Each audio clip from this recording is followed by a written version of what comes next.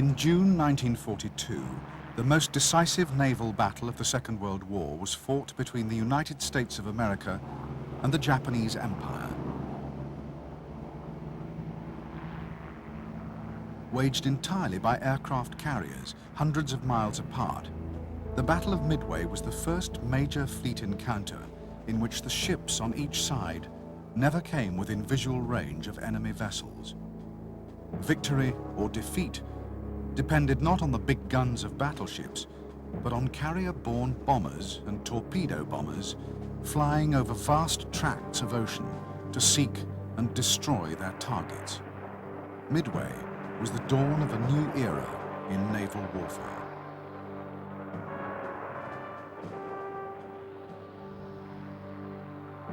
For Japan, the Battle of Midway was intended to be the linchpin of a great campaign to extend the frontiers of the empire far into the Pacific.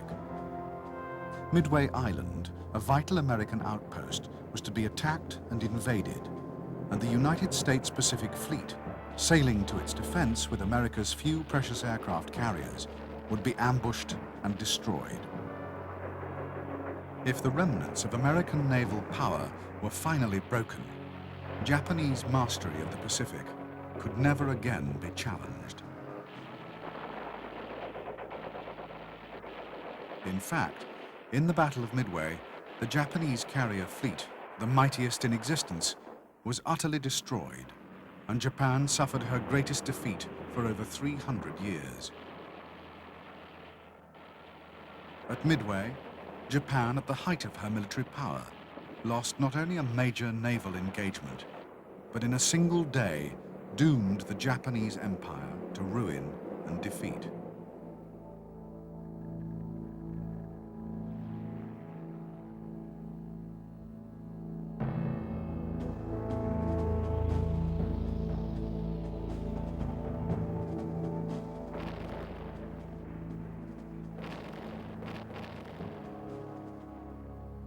Since the early 1930s, Japanese conquests in China had caused ever-increasing friction with the United States.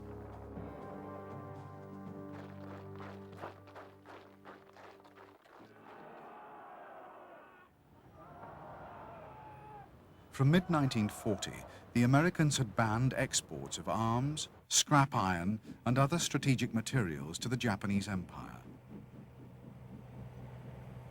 Then, in July 1941, America led an international oil embargo and froze all Japanese overseas assets. The effect was devastating. Up to now, 90% of Japan's oil had been imported, and her stockpiles were rapidly dwindling. With time running out, a fateful decision was taken by the Japanese leadership to invade and conquer neighboring territories rich in oil and other raw materials. First, a major obstacle would have to be eliminated: the American Pacific Fleet, anchored at Hawaii.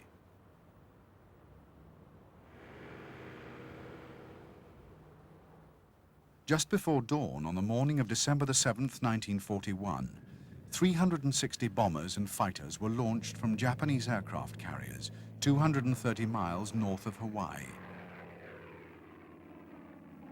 Their target was the 3 carriers and the 8 battleships of the United States Pacific Fleet based at Pearl Harbor.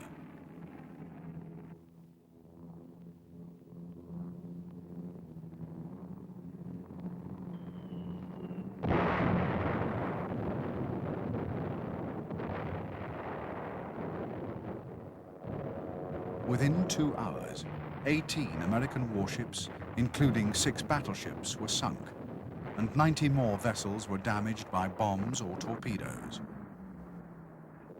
Almost 200 planes were destroyed on the ground, and over 3,500 US personnel killed or wounded. The Japanese lost only 29 aircraft. It was a stunning victory. Shortly after noon the next day, the United States declared war on the Japanese Empire.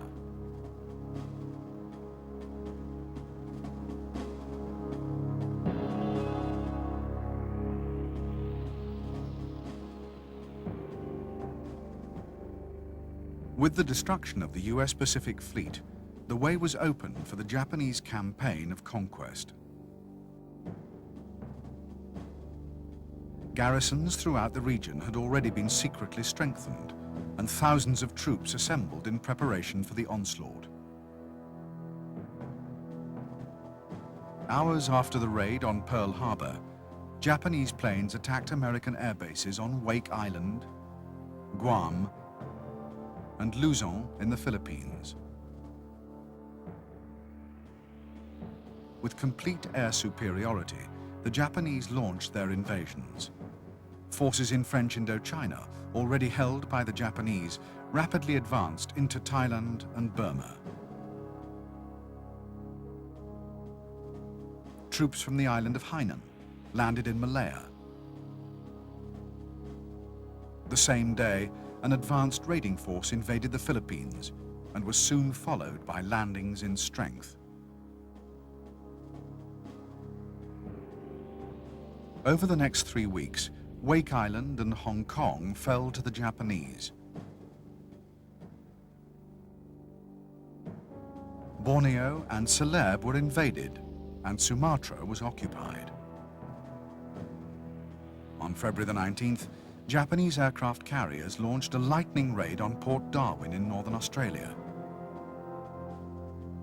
sinking 12 merchant ships and eliminating Darwin as a valuable Allied base.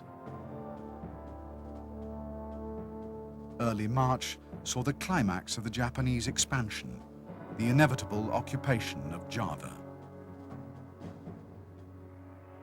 In a little over 3 months, Japan had conquered a quarter of the Pacific Ocean.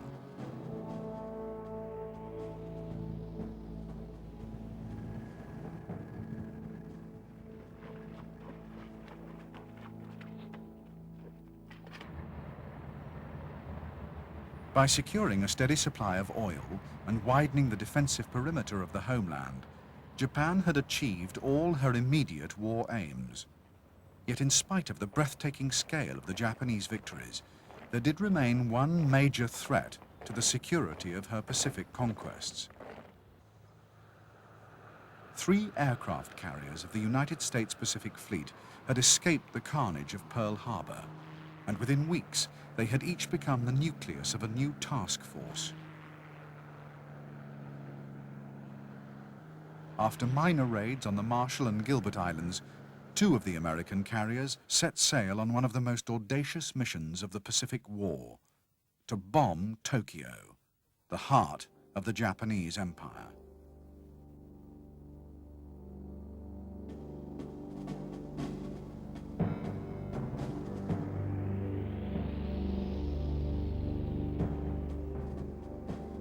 Early in April 1942, the aircraft carrier Hornet headed west from the US naval base at Alameda in California to rendezvous with sister ship Enterprise sailing from Pearl Harbor.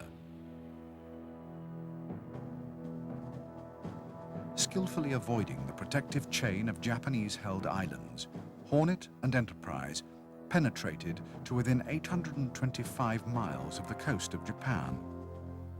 At 0824, on the 18th of April, 16 Mitchells took off from Hornet and struck a course for the Japanese capital. Flying low, they avoided Japan's fighter defenses, and 15 aircraft dropped their bombs on the city. All but one of the Mitchells escaped to safety in mainland China or Russia.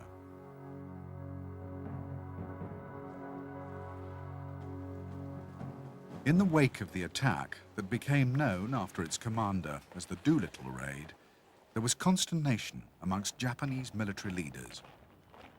Although the raid had caused only minor material damage, it had struck an immense blow to Japan's national pride. The need to protect the emperor was at the very core of the armed forces' being, and an agony of shame swept through the high command.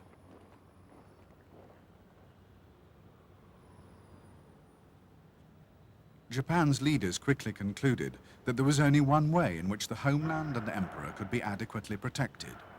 The frontiers of the empire must be pushed even further into the Pacific.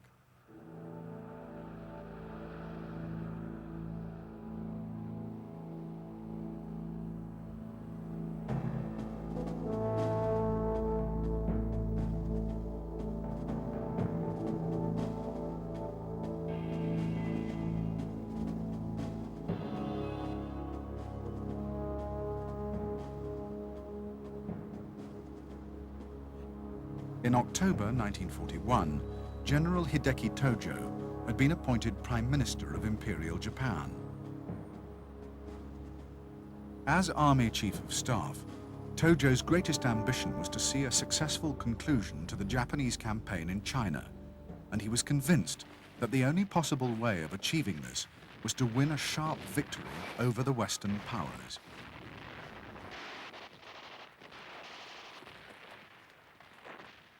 On his appointment as Prime Minister, General Tojo had kept his post as Chief of Staff and the job of War Minister. However, although an immensely powerful figure, Tojo did not have complete control of government policy. In a cabinet in which all the armed forces were represented, he could count only on the support of the army, and most decisions were ultimately a compromise between army and navy.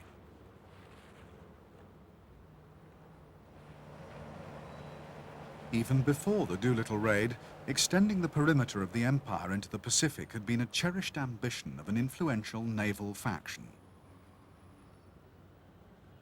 After the raid, arguments between the army and navy evaporated.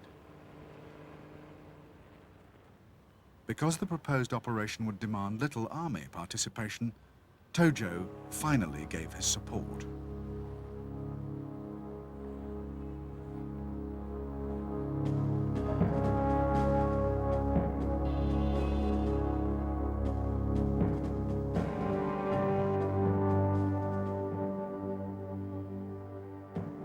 Franklin Delano Roosevelt had been elected President of the United States in 1932.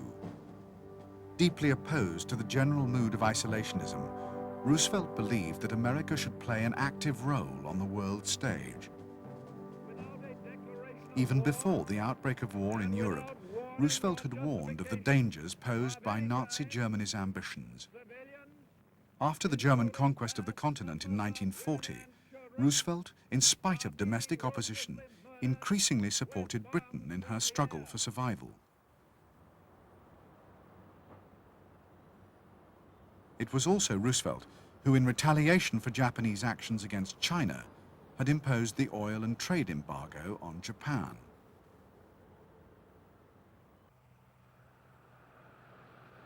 As a former Assistant Secretary to the Navy, and now as its Commander-in-Chief, Roosevelt took a special interest in the service. He chose his own flag and staff officers, and was so determined that the Navy should be run by the best man for the job that he even selected a member of the opposition Republican Party, Frank Knox, to head the Navy Department. Under Roosevelt and Knox, the naval budget steadily rose. Even after Pearl Harbor, Roosevelt believed, contrary to the wishes of the American public, that the war in Europe should be given priority over actions in the Pacific. He understood that enormous resources would